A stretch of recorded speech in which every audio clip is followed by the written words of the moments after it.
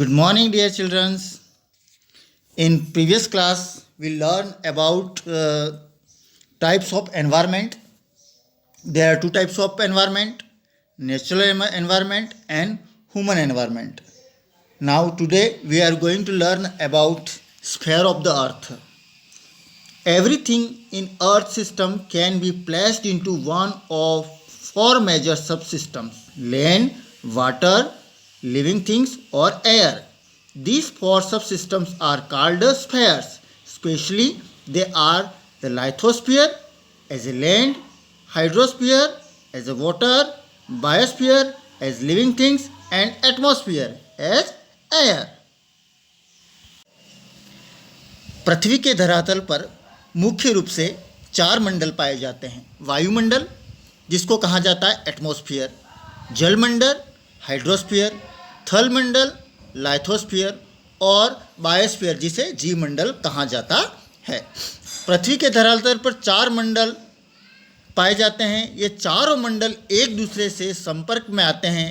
तीनों अजैविक मंडल कौन से हुए? वायुमंडल, जलमंडल और थलमंडल। जब आपस में तीनों मिल जाते हैं तो एक नया स्फीयर हो जाता है, जिसको कहा जाता है बायोस्फीयर, जिसको कहा जाता है जैव मंडल, जिसमें जीवन पाया जाता है। अब हम एक एक करके इसके बारे में अध्ययन करेंगे। सबसे पहले अपन लाइथोस्फीयर के बारे में अध्ययन करेंगे। लाइथोस्फीयर क्या है? लाइथोस्फीयर दो शब्दों से बना है। Litho means stones and sphere means domain.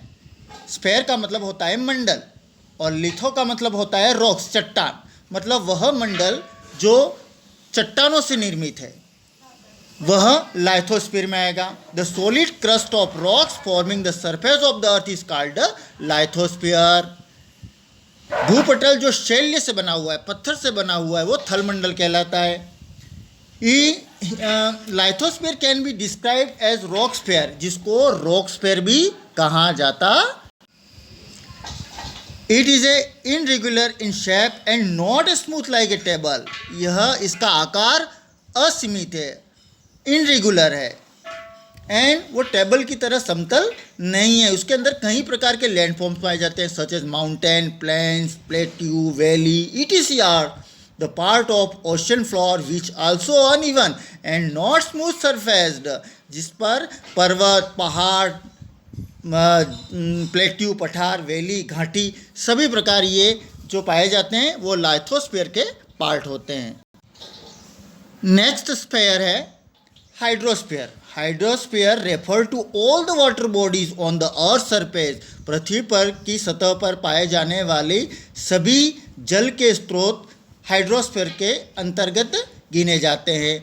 In included water bodies like ocean, seas, rivers, lakes.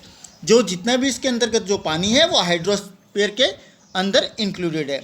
Out of 97% is found in the ocean, जिसमें से 97% पानी की मात्रा है वो महासागरों में पाई जाती है।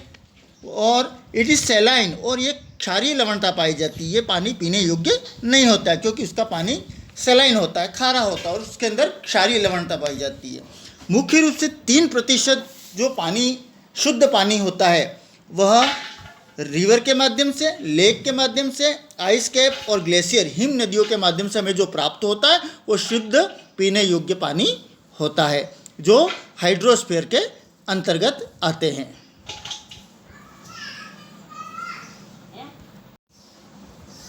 तो आज हमने पृथ्वी के दो मंडलों के बारे में अध्ययन किया। कौन कौन से? थलमंडल और जलमंडल। नेक्स्ट क्लास में अपन और इसके बारे में गहन अध्ययन करेंगे और दो नए स्फीयरों के साथ।